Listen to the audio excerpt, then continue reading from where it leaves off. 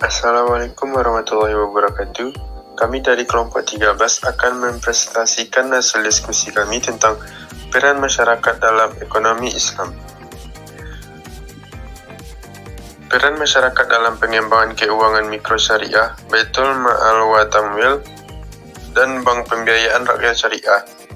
Pelaku keuangan mikro di Indonesia ada yang beroperasi dengan sistem syariah dan konvensional. Lembaga keuangan mikro konvensional antara lain koperasi atau unit simpan pinjam, bank perkreditan rakyat, badan kredit desa, lembaga dana dan kredit pedesaan, lembaga swadaya masyarakat. Sementara itu, lembaga keuangan mikro syariah antara lain koperasi atau unit jasa keuangan syariah atau yang dikenal juga dengan Baitul Mal wa Tamwil dan Bank Pembiayaan Rakyat Syariah.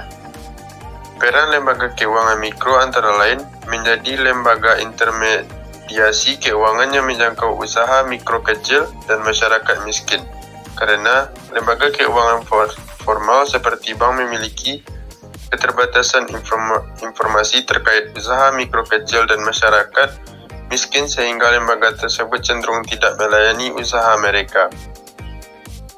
Lembaga keuangan mikro syariah dinilai memiliki kelebihan secara moral dan operasional yang mampu menjadi alternatif dari praktik keuangan konvensional.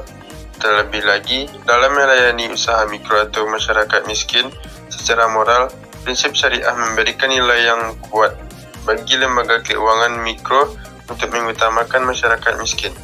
Sementara itu, secara operasional, prinsip syariah yang menggunakan kontrak berbasis bagi hasil membuat lembaga keuangan mikro syariah akan makin peduli dengan kondisi usaha dari nasabah mikro. Menurut Dawam Raharjo, pendiri dan perkembangan BMT Indonesia dipelopori oleh Muhammadiyah, suatu ormas yang menganut paham purifikasi atau pemurnian, ajaran Islam dan cenderung kepada reformis modernis yang berpusat di Yogyakarta. Diduga karakteristik itu berimplikasi pada sikap para jamaahnya terhadap pengembangan perbankan syariah. Muhammadiyah lebih terbuka dan cepat menerima daripada ormas lain. Kader-kader Muhammadiyah dengan aktif melakukan promosi dan aktivitas dalam hal perbankan syariah, di antaranya dengan mendirikan BMT.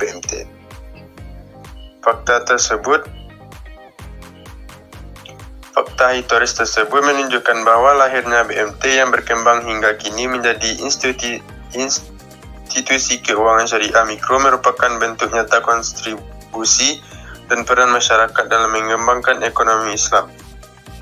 Data sentral terkait jumlah BMT dan berikut total asetnya sulit ditemukan karena memang belum terdapat instrumen sentral yang mengakomodir eksistensi BMT secara nasional dan integrasi.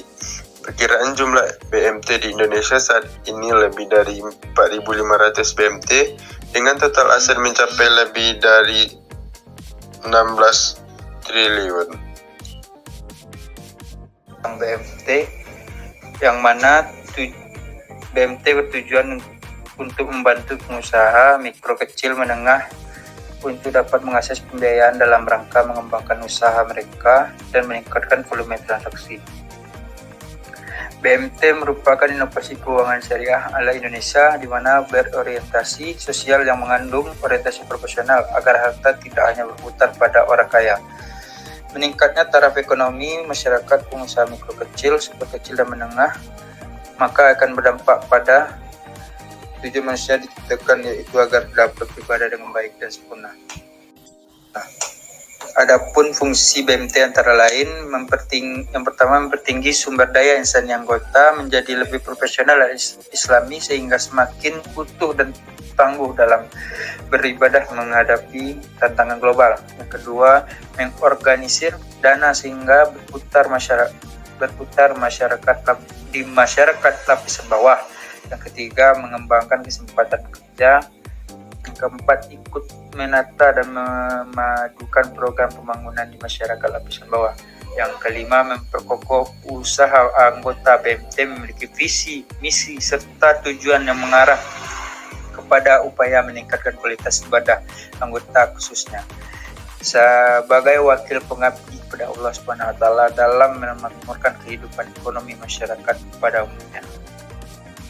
Perlu digarisbawahi, walaupun memiliki peran sosial dan baik al-ma'alnya, BMT merupakan sebuah usaha bisnis.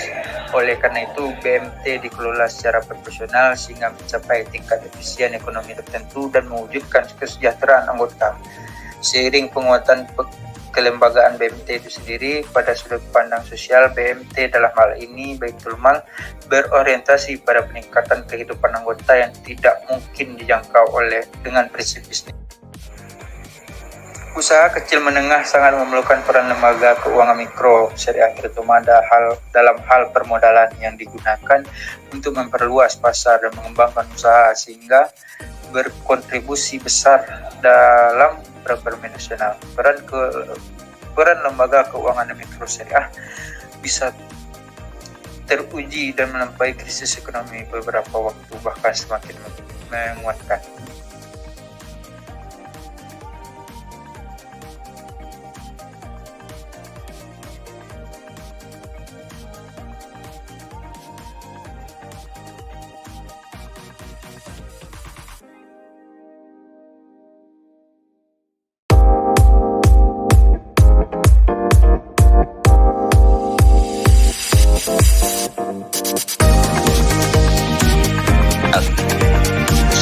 Adapun pembahasan selanjutnya yaitu tentang mikro atau BWM atau lembaga keuangan mikro syariah yang ditingkatkan KMS merupakan lembaga keuangan syariah yang masih relatif baru kehadirannya. Inisiasi Bank Wakaf Mikro sudah cukup banyak disuarakan di akademisi, tapi dapat direalisasikan pada tahun 2017. BWM menyasar masyarakat yang belum mendapatkan akses layanan keuangan secara formal atau bank. Selain itu, untuk memberantas kriteria yang meresahkan masyarakat dengan cara penagihan dan skema hutang yang menyulitkan, OJK memfasilitasi pembuatan model bisnis BWM dengan platform KMS untuk memperlakukan pihak yang memiliki kelebihan dana tersebut untuk didonasikan kepada masyarakat yang membutuhkan pembiayaan usaha dengan imbal hasil rendah.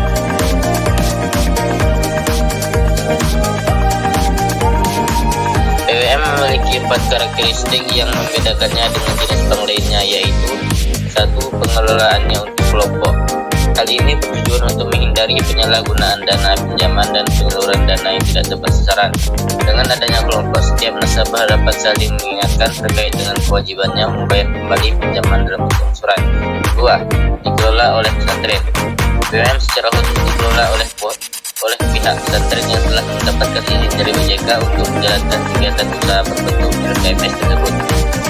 Alasan utama dipilihnya pesantren sebagai pengelola BWM adalah pesantren menjadi basis ekonomi keumatan di wilayah pedesaan atau pelosok. Pesantren dianggap memiliki nilai leluhur yang dipercaya dan dihormati masyarakat di lingkungan sekitarnya. 3. Diberikan pelatihan dan pendampingan kelompok nasabah yang telah disetujui untuk mendapatkan pinjaman, diberi pembinaan dalam pengelola usahanya. Pembinaan ini sekaligus bertujuan untuk memantau penggunaan dana pinjaman agar tidak disalahgunakan untuk kepentingan lain selain sebagai modal usaha. 4. Menawarkan imbal hasil yang rendah. Kegiatan usaha BWM dijalankan dengan prinsip syariah sehingga pinjaman dana yang disalurkan kepada kelompok nasabah tidak dibebani dengan bunga. Pembahasan peran masyarakat dalam sektor keuangan sosial Islam, yaitu peran masyarakat dalam ZIS, zakat, infak, dan sedekah. Instrumen keuangan sosial Islam yang saat ini diperhatikan di Indonesia adalah ZIS WAF, yaitu zakat, infak, sedekah, dan wakaf. Menurut Undang-Undang Nomor 23 Tahun 2011 tentang pengelolaan zakat, zakat adalah harta yang wajib dikeluarkan oleh seorang muslim atau badan usaha untuk diberikan kepada yang berhak menerimanya sesuai dengan syariat Islam. Infak adalah harta yang dikeluarkan oleh seorang atau badan usaha di luar zakat untuk kemaslahatan umum. Sementara itu, sedekah adalah harta non-harta yang dikeluarkan oleh seseorang atau badan usaha di luar zakat untuk kemaslahatan umum. Undang-Undang Nomor 41 Tahun 2004 tentang wakaf memberikan definisi wakaf dengan pembuatan hukum wakif untuk memisahkan atau menyerahkan sebagian harta benda miliknya untuk dimanfaatkan selamanya, atau untuk jangka waktu tertentu sesuai dengan kepentingannya guna keperluan ibadah dan kesejahteraan umum. Menurut peran masyarakat dalam wakaf. Perilaku sejenis wakaf telah dikenal umat manusia sebelum Islam datang.